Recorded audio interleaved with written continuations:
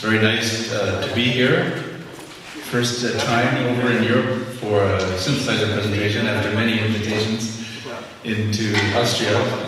Sorry we couldn't go then. Florian has asked me to make about 30 minutes. Where are you? Oh, there you are. And I've been told I talk too much and don't play enough, so... I didn't say that. You didn't say that. I've been told. So I'll try to get a good balance of things. So, well, with that, we can start listening to some sounds first, I suppose. First I should probably say it is all digital machine. It's not in the analog world, so I know you're here mostly as analog fans, as I am also. But my idea here is, because I started out with the front panels and user interfaces in the old school, and then I went into making software synths for the Creamer board, the scope system, and then after all of that I decided I wanted to get back to some of the old school approach mixed with the new digital advantages, which is maybe you know this term feature creep. The feature creep means you keep wanting to add more things. So when I was making this particular plugin for the scope system called the Orion, every year I'd finish it, and then the next year I'm like, I could add this and this and this. One of the dangers of an open system like the scope development kit is that you can keep going crazy. So after about 5 years of working this one plugin and also getting user feedback, I felt that it was comprehensive enough to try to make it into a physical keyboard again. So that's what we have here with Solaris.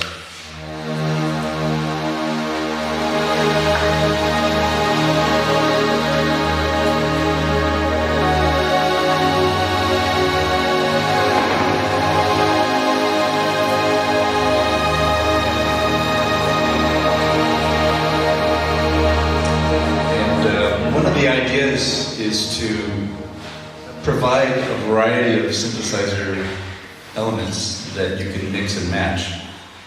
It's not the idea to say, oh, there's a mini mode filter, that means I have a mini mode. It only means in your experience you know what that's supposed to be somewhat like. Okay, it's a ladder filter, 24 dB, etc., etc. So we have a couple of different models like this. Again, just using the terms to help you understand, or just as a starting point, so you know oh, he was thinking that kind of sound, or so on. So.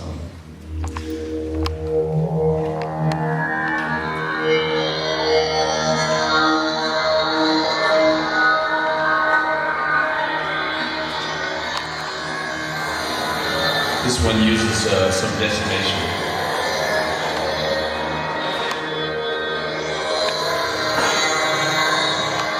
Which I think you can hear.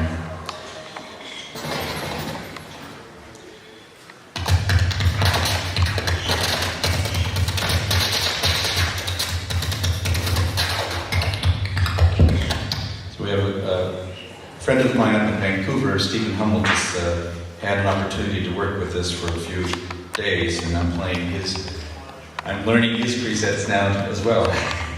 So that's what we're listening to. And he told me he tried to make it so the joystick does something, almost all of them.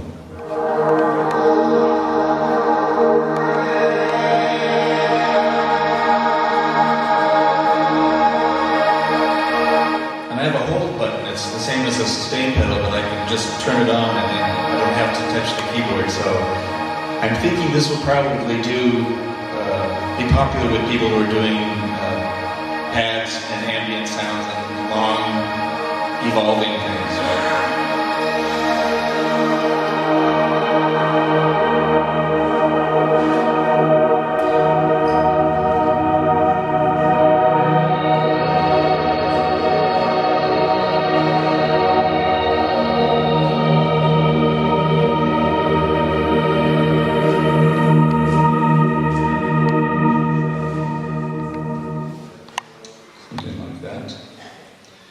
he really wanted me to show this off for you.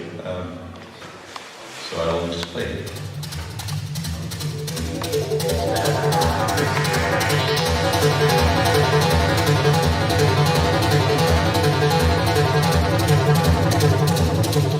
Different things.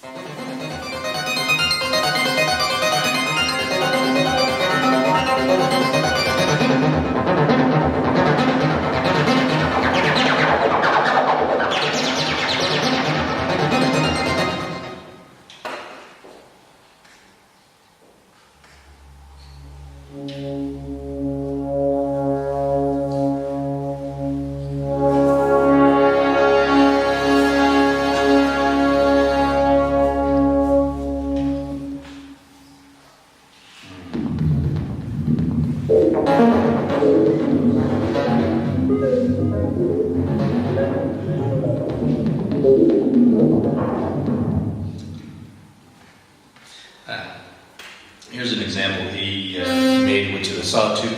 It's a very simple one. Sawtooth to a square crossfade.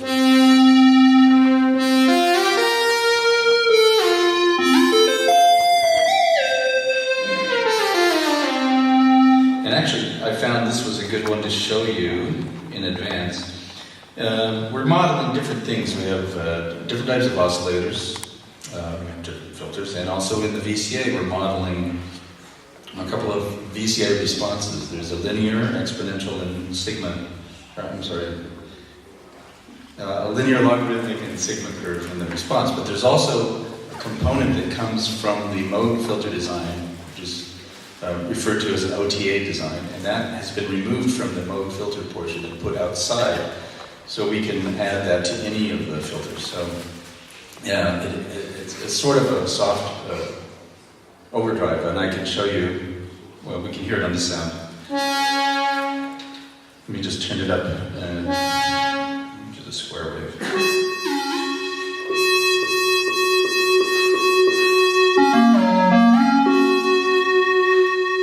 So from a plane to a,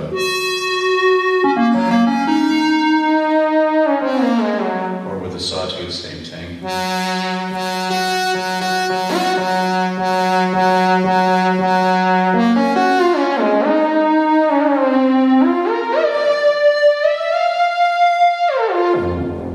So we use this, it's called the boost parameter. We use that if we want to go after a more analog sound.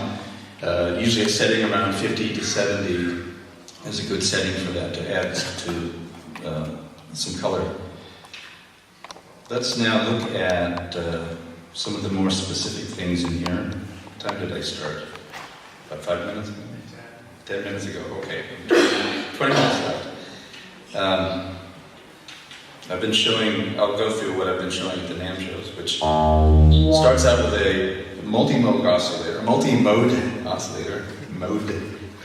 and this is an oscillator that provides your garden variety of wave shapes, normals. And here I'm using the model filter, the solid state music filter. And this is a 24 dB filter that does not have gain compensation in it as you turn up the resonance. Anyway, this is from one of the Prophet 5 patches that I did so long ago. Can't believe it.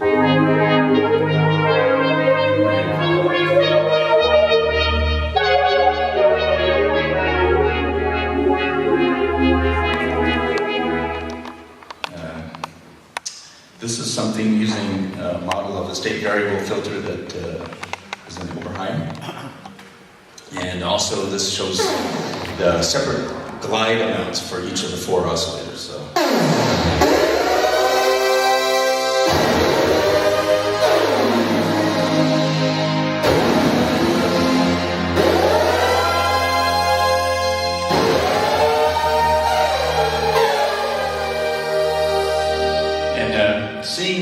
Sonic 6 here. This is a good old-time story.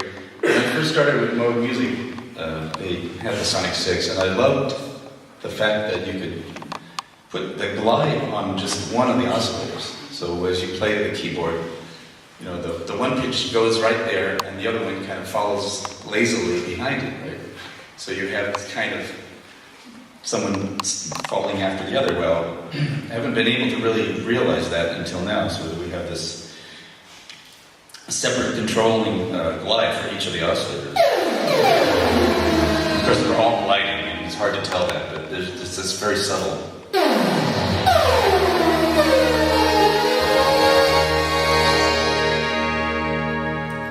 So this is using the multi-mode oscillator. There's several filter modules. There's a solid-state music, as I mentioned. There's a ladder or mode type. There's this Oberheim state variable model. There's something that's like the Curtis filter, but it has 20, a low pass, a high pass, a couple of band passes, a couple of band rejects. There's all pass, so it has quite a bit of